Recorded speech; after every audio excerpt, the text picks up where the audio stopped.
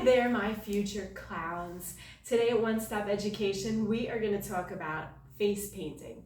There are a couple of different types of face painters out there, and I am a professional clown and puppeteer. So when I do face painting, it's part of a 2-hour show, and I may have a lot of kids. So my face painting is going to go quick, and it's not going to be great. I have a friend who is a professional artist, and when she does face painting, she does really the whole face. She does time extensive face painting. So if you want a face painter, this is not where you would get a professional face painter. This is where you're going to get a clown who also offers face painting. So when I do the clown school for my students, it's very short, quick face painting.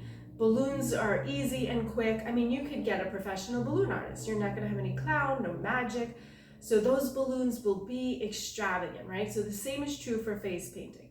We're going to do some very quick face painting items for your party. And I'm going to show you some really great paints to get. The first one I ever got was Disguise Sticks. And this is a great brand. They're hypoallergenic. That's really important. The paint brushes come really soft. You just can't use any paintbrush. These bristles are not going to hurt the kids when you paint on them. It looks, this is a red brush, but you have to make sure you're getting face painting brushes, right? We can't just go and get artists' paint brushes because those are going to hurt. Some of them are going to be really hard on the skin. The other brand I bought, is called Snazzaroo, and it comes in a platform like this. So I got some plain, some metallic. The paints go on really nice. As a parent, my biggest thing is, do the paints come off easy? So with this, you could just take a washcloth, a paper towel, and it comes right off. Some of the colors like red could stain a little bit, but these colors are pretty simple to come off. They're hypoallergenic and easy to use. You just add a little water, you put your brush in it, and then you can paint. If you put too much water, you will have to have a paper towel to dry your brush because you don't want the whole thing dripping down the face. You could do more than one coat. The Disguise Sticks, you could even paint their hair. You will need a cup of water, so just ask your host to give you a cup so that you can put water in it, and you'll need your paintbrush. So you want to stick to a few quick, simple paints. So the kids will ask you to do millions of different hard things. So you could actually go with a board of simple things that you do, or if you want to be more complex, if face painting is your thing and you want to make a serious profession, you can watch tons of professional YouTube videos of artists doing extravagant designs. Even your kits will come with beautiful ways to do designs. For example, being a tiger, that's pretty easy and quick, and it is actually very elaborate. You paint a little yellow or orange on the skin, and then you do some black lines, and voila, you have a cat. When I do face painting, I try to stay away from the face, the eyes. I just want to go really quickly. Children move a lot, especially if they're a younger crowd. So what I want to show you is how to hold the paintbrush, especially when you have little kids. So let's say I'm going to keep it really simple. I have a kid who comes up to me. Oftentimes they'll be satisfied with a unicorn or a heart. I might make a boy a pirate, I really try to stay away from the eyes, but I might draw a little eye thing on them, right? Just you think about, right? Oh, you want to be a pirate, make them the anchor tattoo, right?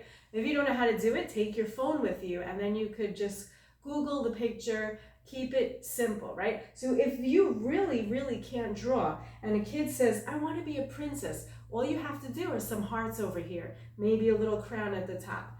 Keep it simple. So what I do is I dipped it in the water, and then I put my paintbrush right in that paint.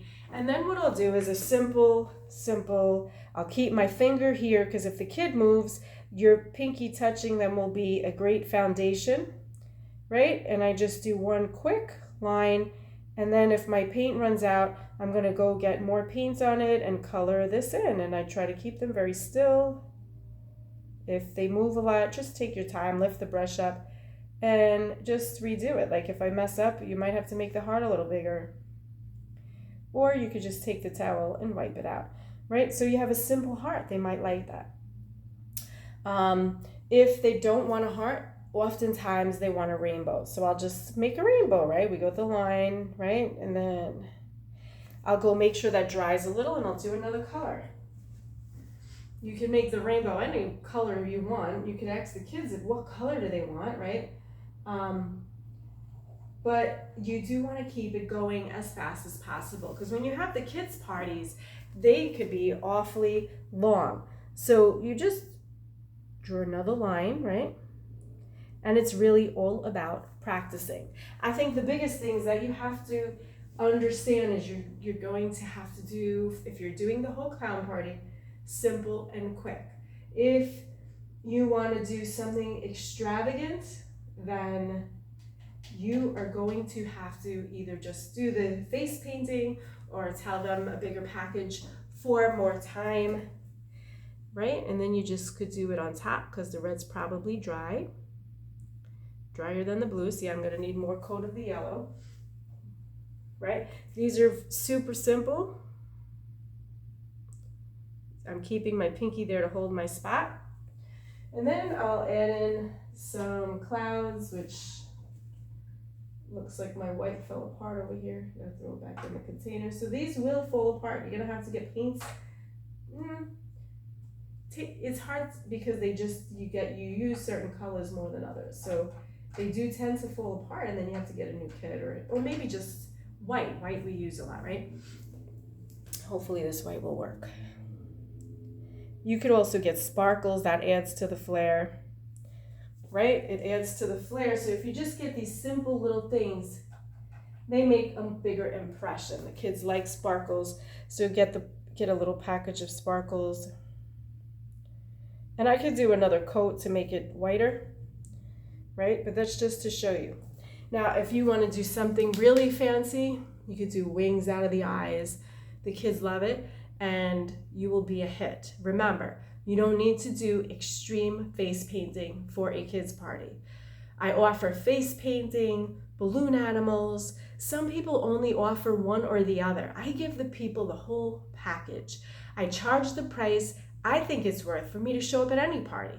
And you decide that, right? Some clowns charge $150 an hour, but you could just say, hey, $400 for a minimum of 2 hours. Every kid gets a balloon. Every kid gets face painted. We do clown comedy, magic, puppet shows. And if it's far, you could even add on driving time, because who cares if you're driving not in New York. New York has tons of traffic. It might not be worth it. But if you're driving to, let's say, another state, maybe Connecticut, and it's a 2-hour drive, it might be worth it to just charge some driving fee. I know I used to get paid when I waitress. I was a temp waitress. I would get paid $25 an hour just to drive for each hour, right? So to me, it was worth it. I was like 18, 20 years old. It's still worth it, right? I'm not exerting myself only to drive, unless you don't like driving. But you could drive and charge for that extra as well. So think about what your gas is worth and what it is worth to you to spend that time driving. How much are you worth per hour, right? So add it on and ask for what you're worth, because chances are you're worth a lot. I hope this helped. Remember, just in quick, small little pieces. Get a good paint, hypoallergenic, that wipes off with just water and a towel, because parents aren't going to want that face paint again if they cannot get it off at night. When their kid is crying because the paint won't come off, you have to also think like a parent. It has to look good going on, but it has to be real easy coming off. And try to keep it away from their lips, especially with all the germs right now, right? You want to make sure your products are clean, they look presentable, and look at some designs before you go. Keep your phone on you so you can look things up. The kids will ask you for things you've never thought of, so you have to be prepared. And make it simple, make it look good. Don't do anything extravagant unless That's where you want your foundation to be, is face painting. Mine is puppetry.